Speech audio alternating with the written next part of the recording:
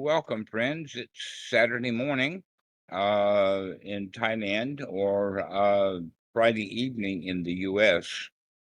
And today we'll let us give a name to the topic and then talk about what we mean by it. Paul Simon had a song that is known as Slip Sliding Away. I don't know if any of you are old enough for that song, but you can actually get everything out of it by just hearing that phrase, slip sliding away. And that's what happens to the mind. When we start to practice, we can have wholesome thoughts, and immediately those wholesome thoughts will slip and then slide away. This is why so important for an actual practice, is because we continuously are going back and forth. If in fact we're beginning to practice, we go back and forth. Mostly, the mind from a new person, an untrained student, is in constant state of slipping around, sliding away, no focus, going from one thing to another.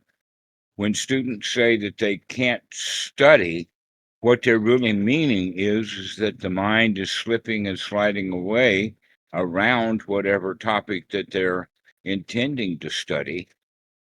But in fact, they can stay focused on a game, mostly because the games have instant benefit. Whatever game it is, if you shoot a character, you get that good feeling of winning the game. But when you're reading a textbook, just cause the eyes are pouring across the words, the mind doesn't stay focused on that. That in fact, the mind slips around. The example that I would give to see if everybody knows what we're talking about, have you actually ever read an article? Maybe it was on the internet or in a book, reading a book. You get to the bottom of the page and you recognize that the eyes went over and saw every word, but very little of it came in. That will read one sentence and then start thinking about the sentence. And now the mind has slipped away, and yet the eyes are continuing along the page reading. And yet the mind's not paying attention because it slipped away. I'll also mention that just recently someone said that they can't focus, they can't practice, that they have no control over the mind, and that's simply not true. Because in fact, everyone can play a game. We can drive a car well enough that we're not killing everybody every hour that we're out on the road, that we can pay some attention. And so it's not true when people say that they've got no control. Another example would be that people think that they have no control over their feelings, and yet we tell children to stop crying, to buck up, and that takes them a little bit, but they can do that. Another example is that you're in the waiting room of, let us say, a bus station or a hospital, and you want to see the doctor right bloody now. You want that bus to come so I can get on that bus right now, not recognizing that once you get on the bus, now you got to sit on the bus for those hours. Or that when you're in the doctor's office wanting to hurry up and get to the doctor, he may give you a shot. So why are you in a hurry to get into the doctor?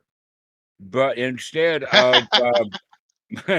uh, instead of banging down the door and going to the doctor immediately because we want that, we are in fact able to restrain ourselves. We are in fact able to just sit there We may not like it. We may be in bad feelings, but we can control ourselves. If you can understand that you can control yourself in those kind of ordinary ways, that means that you can practice the Dhamma correctly. Isn't that amazing, Alex, that you can practice the Dhamma? Yeah. Even though the mind wants to slip and slide away, you can bring it back. How nice that is. So now we can talk about it in the sense of that this is what we really need for correct practice. I've seen a lot of people come on Discord and talk about it, and it's like they understand how to practice. They're getting great benefit from the Dhamma because they're listening to the Dhamma, they're hearing the Dhamma, but they really are not practicing. That practice is what is needed because the mind is so slippery. It does slip and slide away, and that the practice, the correct practice, is to see it slipping and sliding away. Can you see it slipping and sliding away? If you can see it slipping and sliding away, that's good practice. If you can see it slipping and sliding away, that means that you're catching it very early. Almost none of the new people who start to practice can see it sliding away. They can only see it if it's gone. They can't see the slipping and sliding. So what generally happens is somebody will start to practice correctly by having intentionally a wholesome thought. And then the next thought immediately is going to be an unwholesome thought. They begin to slip right after the first wholesome thought. It will start to slip right then. And so we need to practice over and over and over, having one wholesome thought after another, after another, after another, checking intently to see that after that third or that fourth wholesome thought, the mind's going to slide away. And so you keep bringing it back and bringing it back and bringing it back. This is an actual practice that needs to be performed on a regular basis so that you, in fact, can take much better control of your mind. Much better control. That, in fact, if you take control of your mind, you can, in fact, begin to change the underlying mind states. There are the mind can be seen as in two different ways. One is the instantaneous, moment by moment changes of the mind, the slipping, the sliding, the focus, or whatever. That would be Dhammanupassana, which is what's happening right now. But underlying that is an attitude, it's a state of mind. And so we can begin to pay attention to what kind of state of mind, what state the mind is in. Is the mind in a state of sharpness, focus? Is it dull? Is it poor me? Is it exalted? Is it a winner's attitude or a loser's attitude? And we have choices over this, but we almost never know that we've got choices because the mind is more than likely, if you're not paying attention, going to slide away right back into an unwholesome mind state. And we have various words that we can use for that. An example would be the word hard.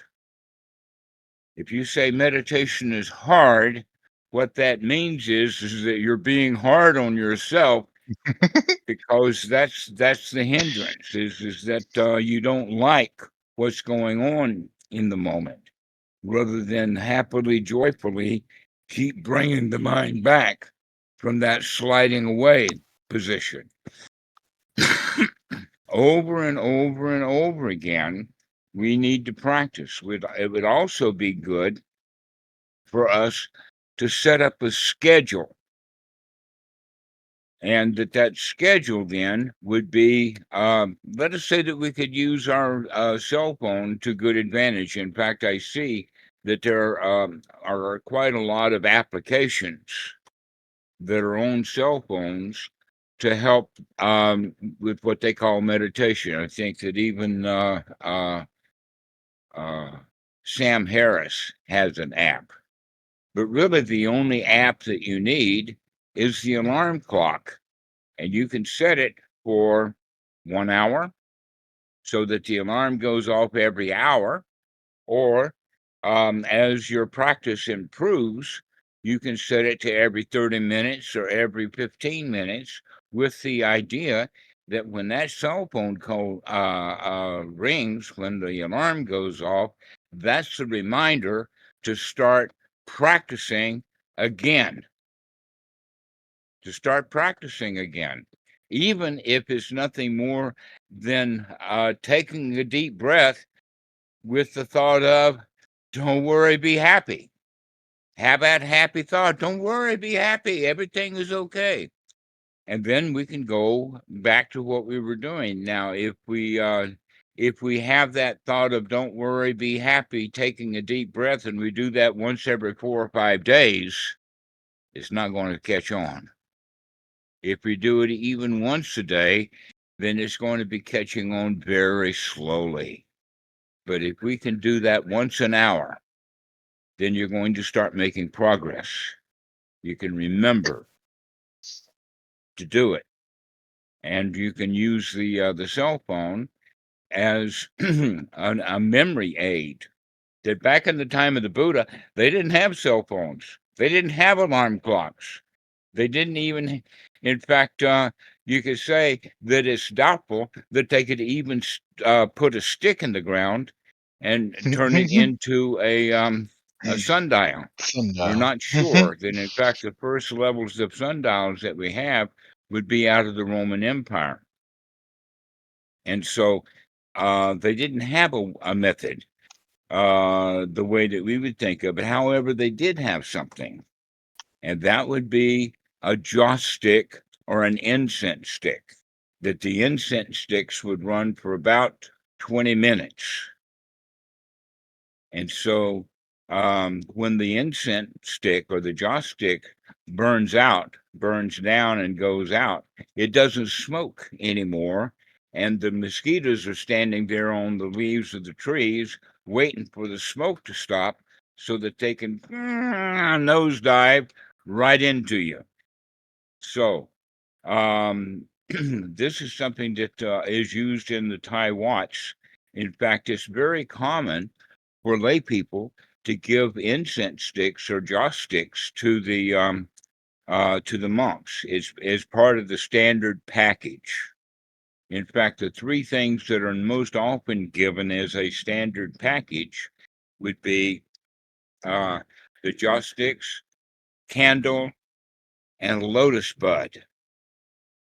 Now, the lotus buds are, a lot of people don't know, but the lotus buds are a little bit before they're opened up into a flower. They're slightly hallucinogenic. This is not talked about any place in the sutras, but it is talked about in ancient Greek mythology. Where Odysseus, in his getting back from Troy, getting back to Greece, he actually ran across the lotus eaters, which were crazy people. And so this is something that's given to the monks, but most monks don't eat those lotus buds. I think it's because they've forgotten that it's got a nice hit on it. But they do use the candles and they do use the joss sticks. Now, a side point is that if monks use joss sticks and use candles, that means that it's part of the culture to use fire. And so there's fire making equipment and all kinds of things that the monks would use. Nowadays, they just use a lighter, a pie chat. And so getting back to the point about the jaw sticks, that was a kind of value of a timer, so that when the jaw stick went out and the mosquitoes come back, the monk would mindfully light another jaw stick and start to practice. Now, the mind, being what the mind is, generally runs away. It slips and slides away. It's kind of interesting that because of things that were happening in Burma during the 1950s, they settled on 45 minutes to an hour sitting. Goenka would recommend to sit for an hour. Well, guess what? Nobody can do that. You can't, in the beginning at least, you cannot have one full hour of wholesome thoughts. It's not possible. The mind will slip and slide away hundreds of times or more during that hour. That we don't have that kind of focus. If you're writing a book and you get a page or two done, maybe an hour or so, the mind will go into what is often referred to as writer's block. And almost all the writers then will sit there with that block and fuss and slide away. The right thing to do when writer's block comes is to set the pad down and go away from that article and get the mind back into a wholesome state again, and then go back and do the writing. So this is the point, is that the mind goes very quickly into a dull state. It slips and slides away from whatever topic that you're thinking about, and that we have to continuously, on a regular basis, bring it back to the wholesome over and over and over and over again. I've been talking to the students for years about this, and yet most of the students do not develop this habit or this new habit of practice and practice. Sit down and have one wholesome thought after another for about 5 minutes or so. Then go about what you were doing. And then when that alarm clock goes off again, maybe 15 minutes later, you will go back and start having wholesome thoughts, one after another, watching and making sure that unwholesome thoughts don't slip back in. And if you develop that kind of practice, you will gain great benefit, great fruit. The Buddha even practices that or talks about it in the Anapanasati Sutta, that practicing Anapanasati is of great fruit, including the training of the mind. That the interesting thing about the Anapanasati Sutta is that every item that's on the list, he talks about it as a skill in the sense of thus one trains oneself. We have to train the mind to come out of fear. We have to train the mind to become comfortable. We have to train the mind to become satisfied. Why? Because it's so easy for it to slip back into dissatisfaction. That's the normal kind of state that the mind is in. But if you practice over and over and over again, many times a day, maybe actually 1 hour a day for 5 minutes, if you practice for 12 hours, guess what? That's an hour. 5 minutes times 12 is an hour. Or you can practice 10 minutes for 6 hours a day, but I'm not even sure that you can practice for 10 minutes. In fact, it's probably hard for most to practice for having one wholesome thought after another for 5 minutes. The mind will slip and slide away so quickly that we're not even aware of it. And so we need to start dedicating. We can, now the sutras use words that I wouldn't particularly recommend, but the translators chose words like diligent and ardent. I would say that those words have negative connotations in and of themselves. I would use the word enthusiastic. You enthusiastically keep coming back to wholesome thoughts, one after another after another. And so this is what the talk is today, is the mind is going to slide away, and your job is to see it slipping and sliding and bring it back to the wholesome over and over and over and over again for about 5 minutes. And then now you're free to go write that article, rob the bank, go do whatever you're going to do. And then when the bell rings, you'll say, oh, I can't finish robbing the bank now. I'm going to set my gun down and I'm going to practice wholesome thoughts for 5 minutes. You'll probably just not pick up that gun after you have 5 minutes of wholesome thoughts. But whatever you're doing, stop what you're doing and start having happy, wholesome thoughts over and over and over again for about 5 minutes, and then come back to whatever you were doing before. So if you're eating, can you set that plate down for 5 minutes and have wholesome thoughts? I'm going to be okay. Everything is all right. I'm completely satisfied. In fact, what will happen is that if you do that in the middle of a meal, you'll probably won't even want the rest of the meal because now you're already satisfied. That if you eat slowly, you'll eat less. Normally, we gobble food down because we're hungry, and often we'll eat more than we actually need because we're not paying attention to the body.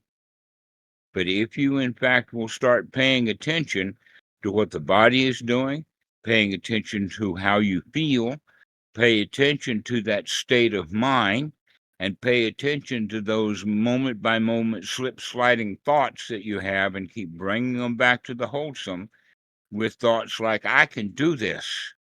Over and over again, we're actually building new habits. This is the actual practice that the Buddha gave. He did not have retreats. That's a very funny thing that in the West, they think that, oh, I've got to go do a retreat.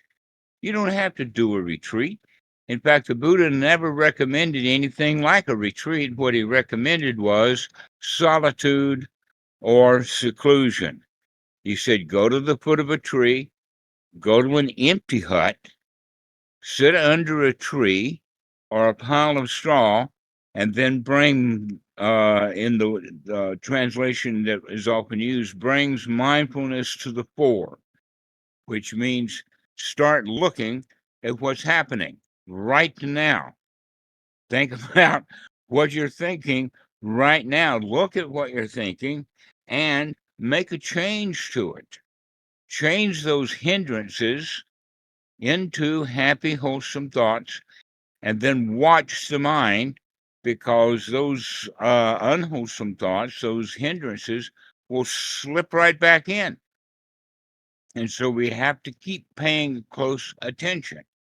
If you can start to pay close attention, that will develop the mind so that you can develop the skill of feeling safe and secure and comfortable. You can develop the skill to become satisfied.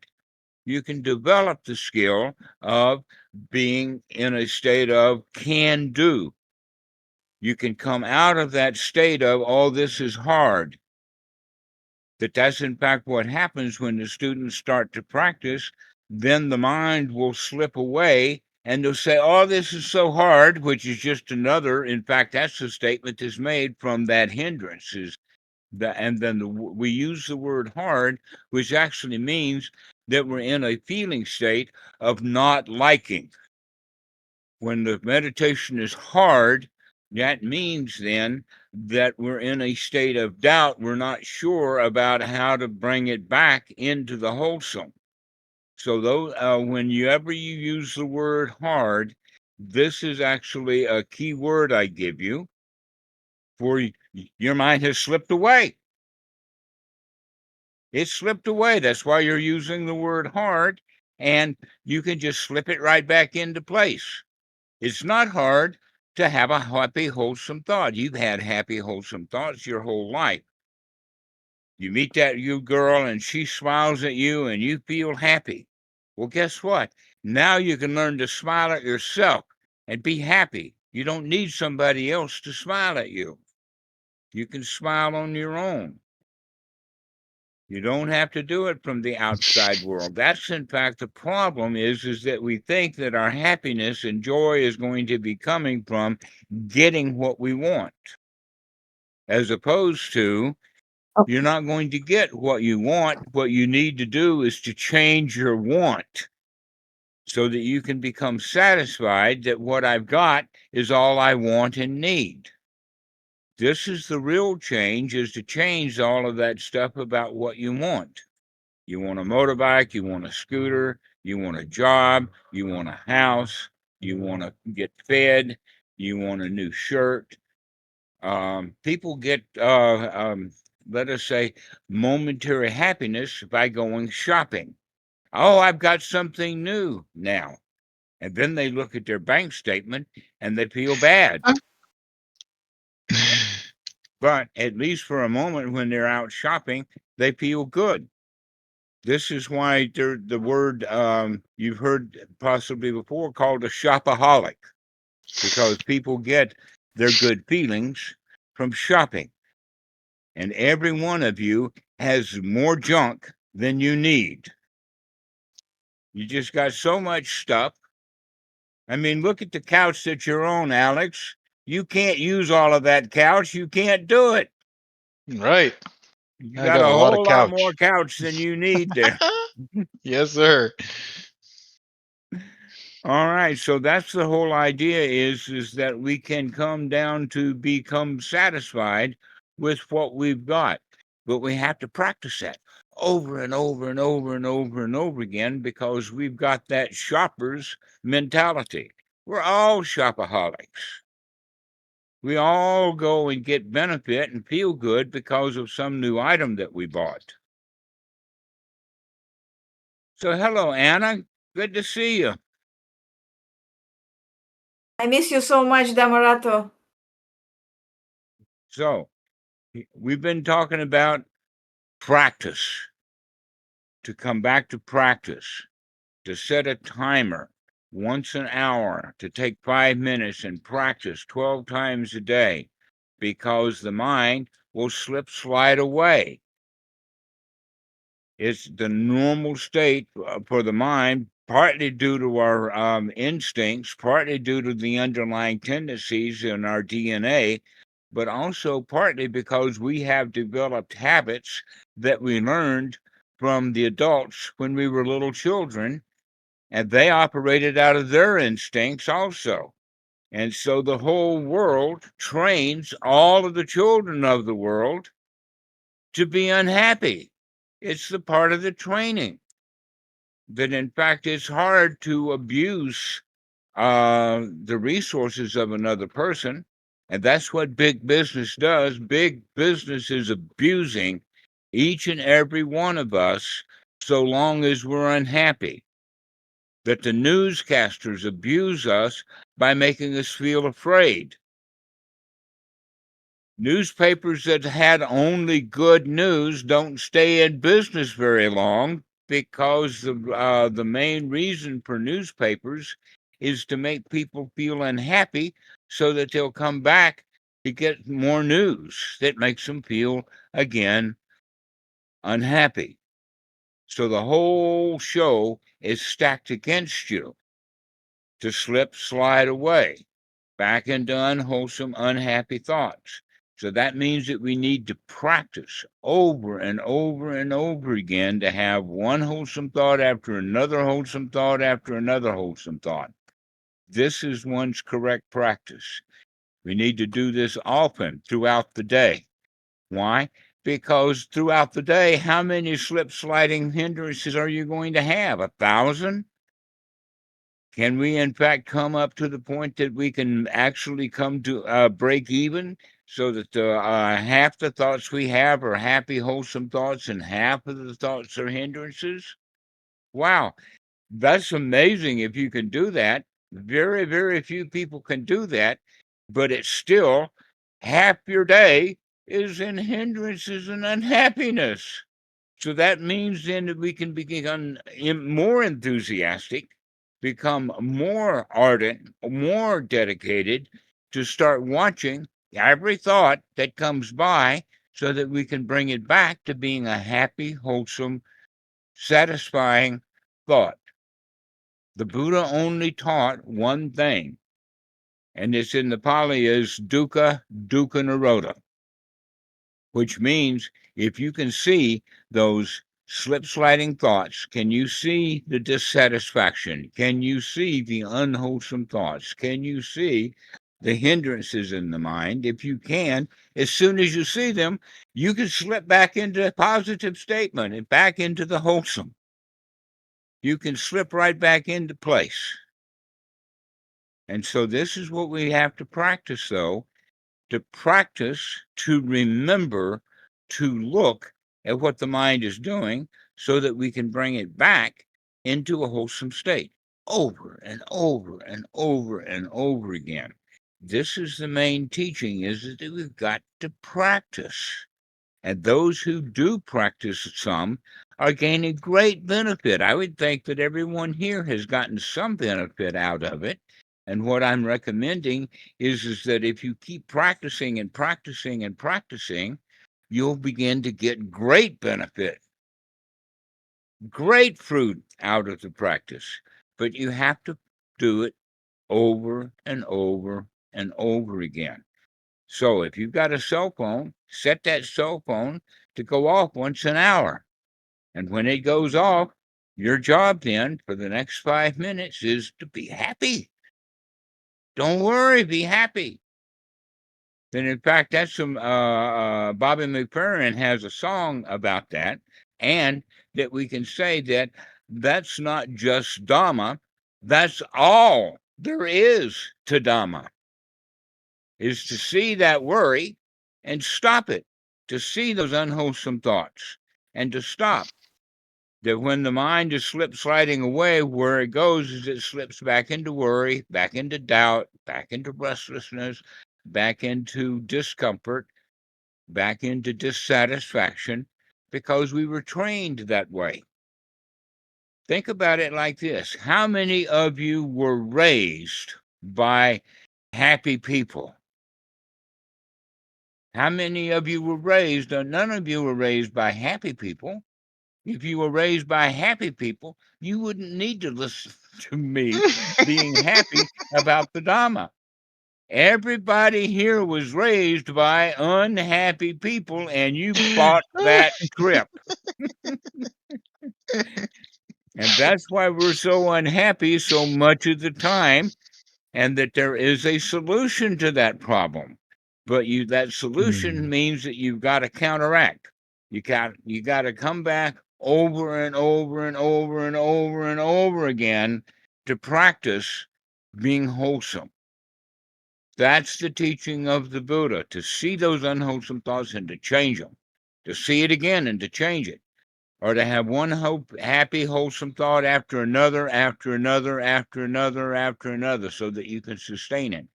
But be careful, because that seventh thought in a row is now not going to be wholesome. It's going to slip back into the unwholesome again. So can you see that and bring it? Oh, no, I saw that. Aha, I caught you. That's the statement of the Buddha. I can see you, Mara.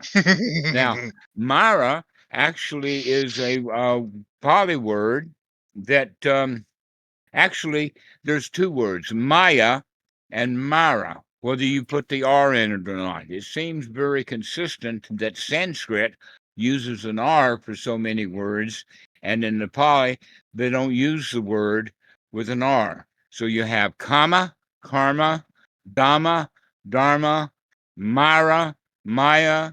Okay, so over and over again, this word Maya can be thought of as the devil.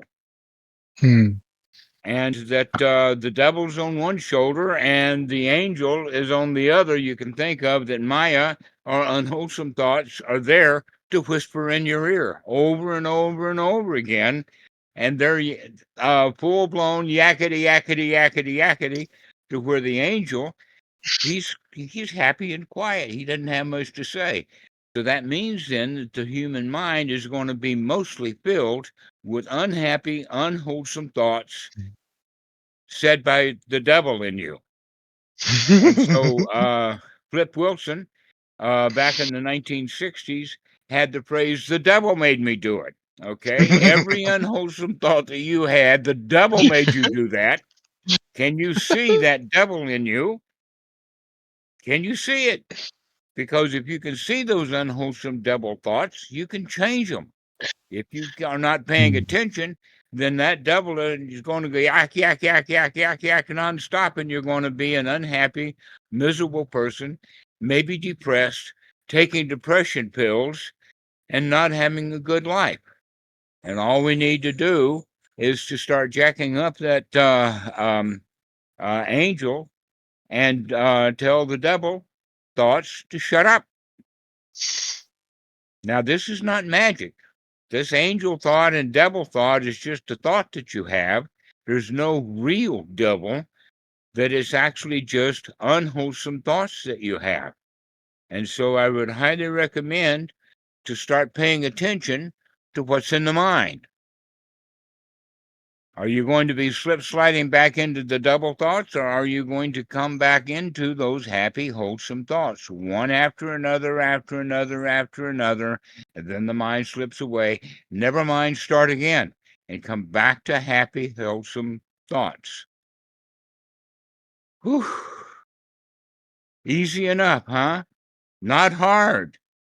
Easy. When you practice, when you're enthusiastic for the practice, it becomes easy. Your life becomes really easy. There's nothing hard there. All the hard that you ever had was stuff you made up. You made that shit up. Your life is hard because you made it hard. And your life can be easy if you keep practicing coming out of the hard and coming back to the easy. So, Christina, what do you think?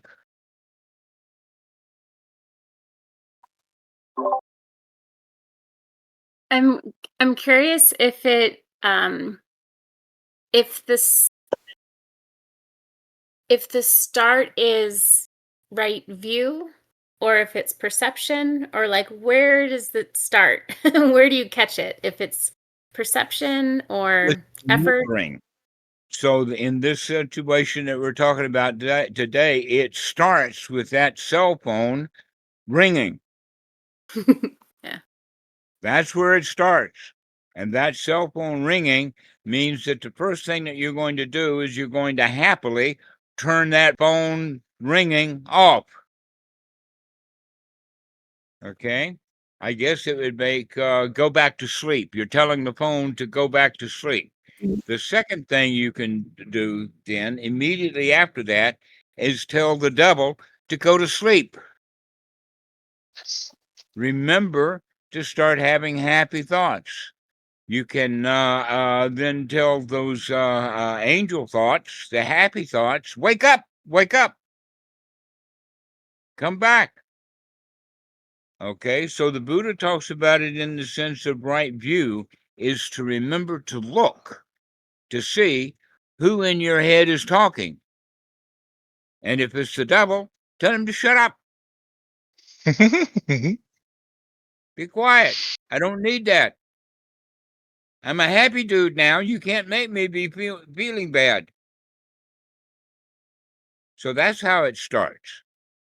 It starts by remembering to look and to keep looking and keep looking. Every thought needs to be part of the investigation. But nobody can do that in the beginning. You don't have the skill to keep looking at every thought. You can start doing it once an hour to start looking.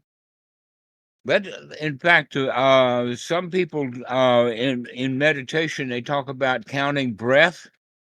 And we can count how long we can hold our breath, or we can count how many breaths that we can take, etc., like that, without forgetting. And I give you a new one now. How many wholesome thoughts can you have in a row? Start counting your wholesome thoughts. Everything is okay. 1. Wow, what a good day this is. 2. Everything is all right. 3. Not a problem in the world. 4. Oh, I feel so good. 5. I don't like this. All right, so I got 5 in a row. Never mind, start again. Let's keep coming back over and over again. So never mind, start again. That's the first wholesome thought. I saw that thought about this is hard and I don't like it. That's another wholesome thought.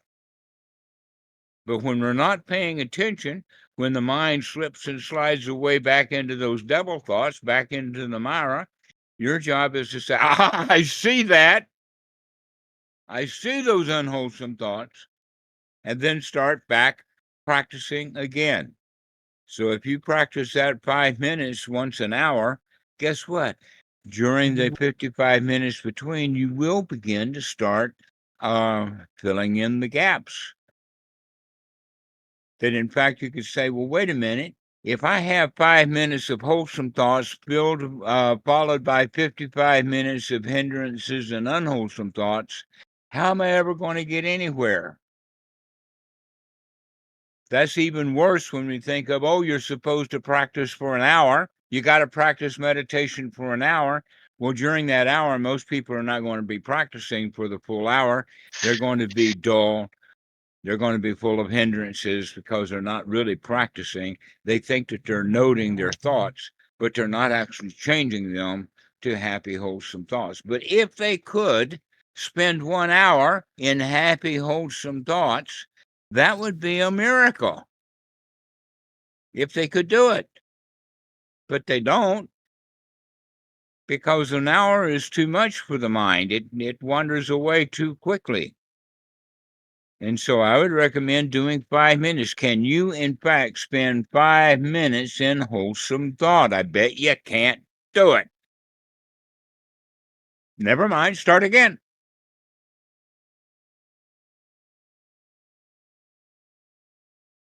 So, Mr. Ben, what do you think?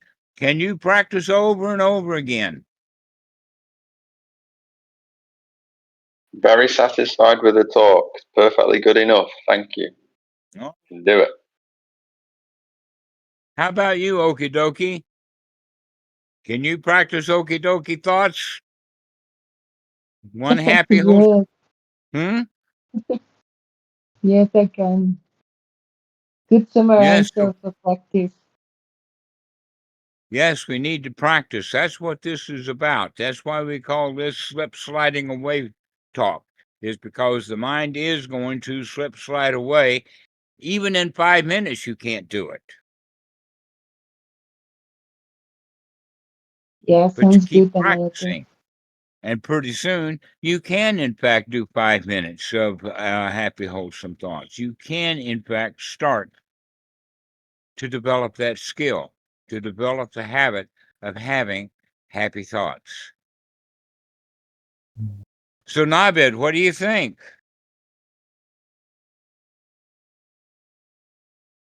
I think it's great. I think it's great, Dhammarato. That's exactly what I'm looking for. Realizing how much I slide away all day long, even though this is what I'm kind of setting myself to do. That's my only job. I quit my job a few months ago, so I have no other job than raising my kids and having happy thoughts. So I'm gonna do the 5 minutes every hour, starting as soon as we're done. For I'm you. going for it Start right Good now. for you. Ding! Yeah. right now. Well, it's hard to have bad thoughts when you're talking, Dhammarato, but after you're gone, they all start back. Uh-huh. All right. The mind will slip slide away. So let's watch it. Let's take care of it. So how about you, Yeah. Justin? What do you think? Yeah, this was great. Thank you. I think the reminder about enthusiasm versus like a diligence or discipline was really helpful. Just because can find myself saying to myself like, "Oh, I'm not being disciplined enough or diligent enough in this aspect," but that's already a unwholesome thought right there. So instead, bringing it more into that enthusiasm for the practice. That's a very good reminder. Thank you. Delight. Go Enjoy. ahead, Alex. Oh, I was saying to delight, to have enthusiasm is to delight in it, to joy, to rejoice. It's a verb. It's something we do. So when we practice that skill again and again and again, we become pretty good at looking at all of this crap with a composed mind because we're delighting in it. We're not worried about it anymore. So Excellent. delight is a really good way to talk about that, PT. Delight, success, enjoyment, joy. So, Garantha, what do you think? It's good to see you again. It's been a while. Same. Sorry. Friend is sleeping. Don't want to wake them up. Wakey, wakey. The Thank alarm you. goes off. Ding, ding, ding, ding. Time to be happy. Indeed. Notice how many ladies we've got today. We've got Rose and Okidoki and Garantha and Christina and Anna. Wow. Is that all? That's It's great. awesome. It's awesome. Glad that you're here. Okay, Rose, what do you think? You got something to say? No, I think that's really good. Thank you. Just keep going. All right. Amar, what about you? What do you have to say? I think it's great. I feel great right now, so that's it right now. Excellent, excellent. Don't worry, be happy. Everything is okay. Let's come out of those unwholesome, unhappy thoughts that we keep slipping into. So, does anybody have any final things to say? All right. So, Mikey, why don't you take it away?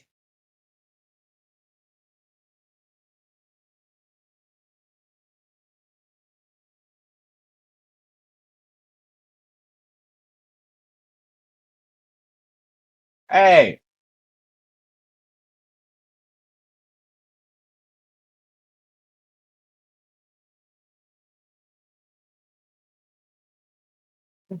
He has been kidnapped.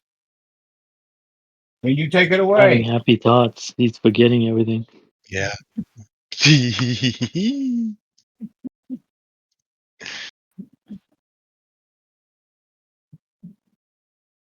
Mikey. Mikey.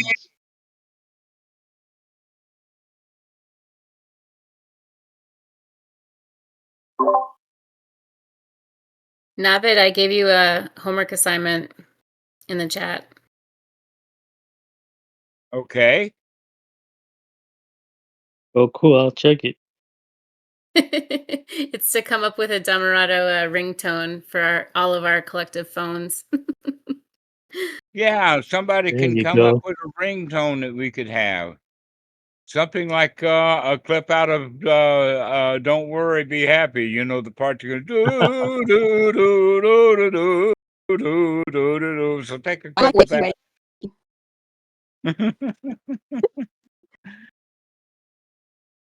Mikey, are you back yet? Maybe wakey wakey mixed with Alex's laughter.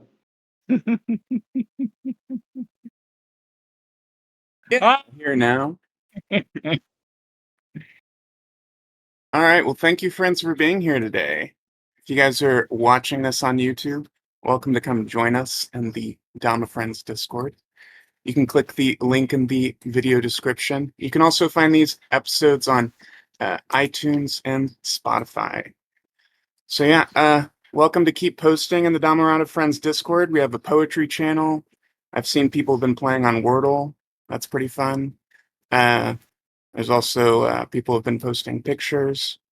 There's all sorts of things you can do here. So yeah, just keep making friends and take it easy.